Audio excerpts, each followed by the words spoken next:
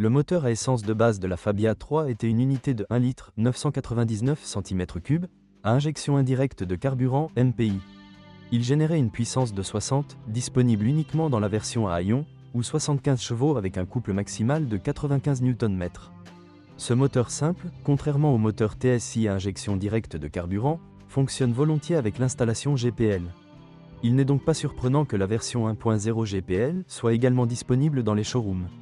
L'installation a été installée par les concessionnaires, et non en usine, sur la base de composants Landi Renzo, mais avec une garantie complète Skoda.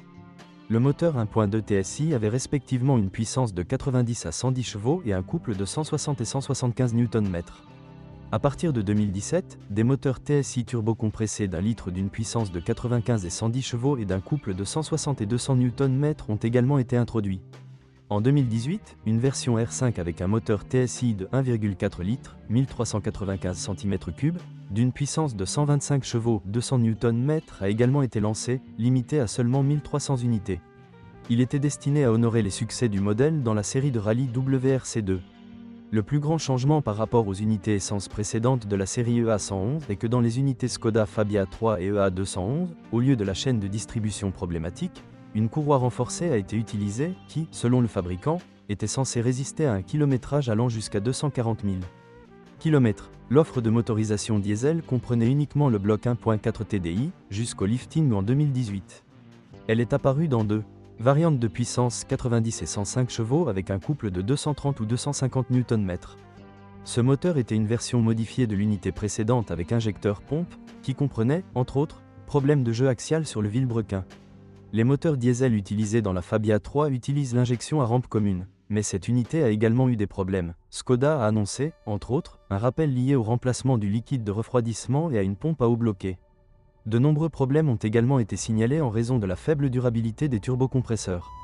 Relativement de nombreuses voitures équipées d'intéressants moteurs essence 1.2 TS ont été importées. Malheureusement, de nombreuses voitures ont un kilométrage élevé et des compteurs kilométriques réduits, voire des voitures post-accidentées.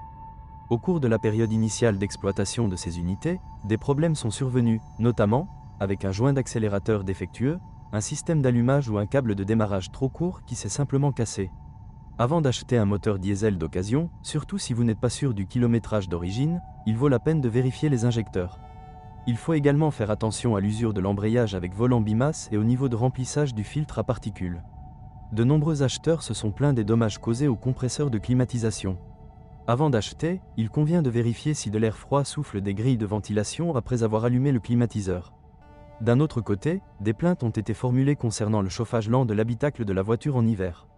Les conducteurs se plaignent également du fonctionnement bruyant de la boîte de vitesse, de l'embrayage et des problèmes de passage en marche arrière, principalement la version essence 1.0 MPI, bien qu'il existe également des versions 1.2 TSI, qui sont généralement causées par un support de vitesse endommagé.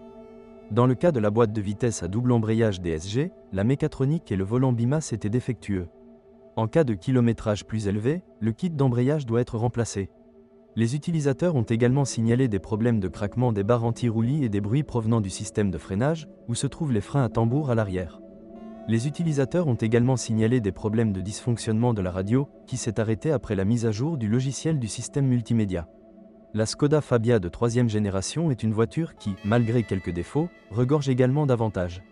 L'inconvénient est l'offre de moteurs plutôt médiocre, y compris les unités diesel.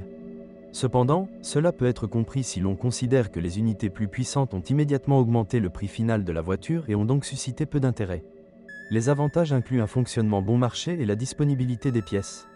Le faible rayon de braquage et la conception compacte faciliteront la conduite en ville. La capacité du coffre et la possibilité d'aménager l'espace bagages sont relativement importantes, notamment dans le cas de la version Bréac.